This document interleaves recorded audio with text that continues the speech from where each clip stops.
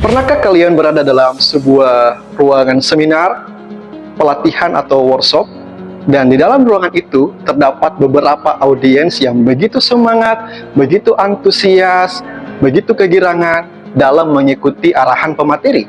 Ada yang melompat, ada yang berteriak, ada yang menyanyi, bahkan ada juga yang aktif bertanya. Sehingga atmosfer atau suasana dalam ruangan tersebut berlangsung secara aktif, penuh canda, penuh tawa, dan juga berkesan. Nah, kenapa bisa seperti itu? Dan bagaimana caranya bisa seperti itu? Halo Genius, bersama Mata Sensei, kali ini kita akan membahas tentang rahasia transaksi sosial di balik layar public speaking.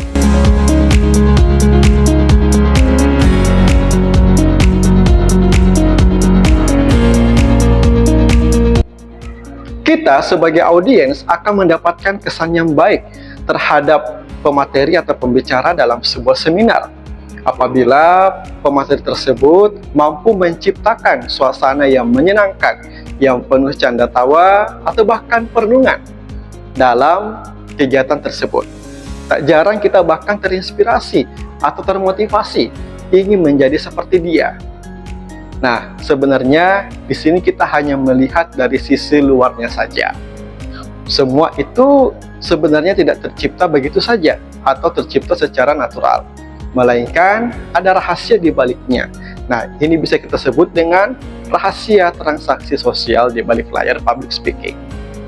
Seorang pemateri atau pembicara tentunya ingin public speakingnya itu berjalan secara lancar dan juga sukses, sehingga dapat dipanggil kembali oleh klien atau juga audiensnya. Siapa nih dalam sebuah seminar, workshop, atau pelatihan biasa mendapatkan intermezzo seperti ini? Halo, halo, halo, hai, hai, hai, halo, dan sebagainya.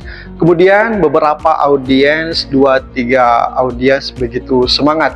Biasanya itu audiens yang berada di depan-depan nih, depan-depan panggung, dekat-dekat panggung, ataukah yang di tengah-tengah. Begitu semangat sekali, sehingga secara psikologi memancing audiens yang lain untuk bergerak juga.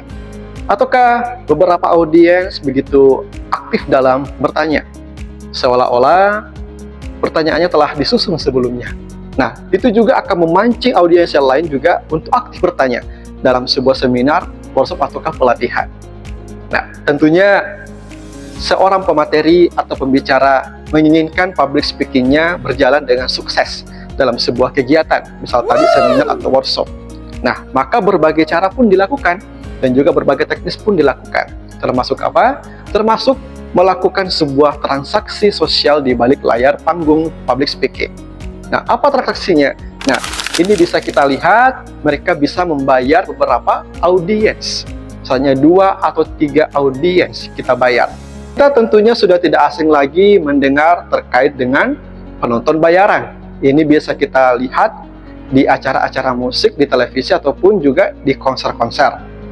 Biasanya mereka begitu antusias, begitu bergairah, begitu semangat, membuat yel-yel, sehingga tercipta sebuah momen, atmosfer yang begitu seru dan juga begitu sangat menyenangkan dalam acara musik tersebut. Nah, begitu juga dalam public speaking.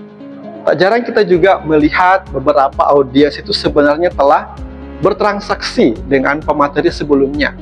Beberapa penonton telah dibayar supaya apa? Mampu menjadi pionir atau pemantik untuk menciptakan suasana kegiatan public speaking ataukah suasana seminar yang begitu menyenangkan, penuh canda tawa, atau bahkan perenungan seperti itu. Dan apakah ini salah? Tentu tidak. Ini adalah bagian dari persiapan yang matang saat melakukan public speaking. Jadi tekniknya kita bisa lakukan seperti itu. Misalnya kita ingin membuat sebuah acara pelatihan. Nah, kita bisa membayar beberapa audiens, 2 atau 3 audiens, tidak juga semuanya ya. Karena Anda bisa bangkrut kalau seperti itu. Cukup 2 atau 3 audiens saja, kemudian kita posisikan dia di dekat panggung kah, ataukah di tengah-tengah ruangan kah, ataukah di kanan, kiri juga ada juga di tengah. Nah, seperti itu. Nah, ketiga orang inilah yang telah kita transaksi atau yang telah kita bayar, nantinya akan menjadi pemantik saat kita memberikan intermezzo, saat kita memberikan pertanyaan. Karena secara psikologis, manusia atau audiens itu akan cenderung mudah untuk mengikuti apabila ada yang lebih dulu untuk melakukannya. Nah, inilah salah satu fungsinya kita melakukan transaksi sosial di balik layar public speaking. Seperti itu. Nah, bisa juga bukan hanya sekedar intermezzo, tapi juga untuk pertanyaan. Pertanyaan-pertanyaannya bisa kita susun sendiri terlebih dahulu. Kemudian kita berikan kepada ketiga audiens kita. Untuk apa? Untuk ancang-ancang. Untuk persiapan, misalnya, untuk memberikan kesan kita adalah pemateri yang kompeten. Seperti itu. Jadi, rahasia selanjutnya adalah transaksi sosial di balik layar public speaking. Beberapa penonton atau audiens itu sebenarnya dapat kita bayar, kemudian kita tempatkan pada posisi-posisi tertentu yang nantinya akan menjadi pemantik psikologi untuk menciptakan atmosfer atau suasana public speaking yang menyenangkan, yang penuh canda tawa dan juga perenungan. Baiklah Genius, saya Mata Sensei, sampai jumpa pada rahasia yang selanjutnya.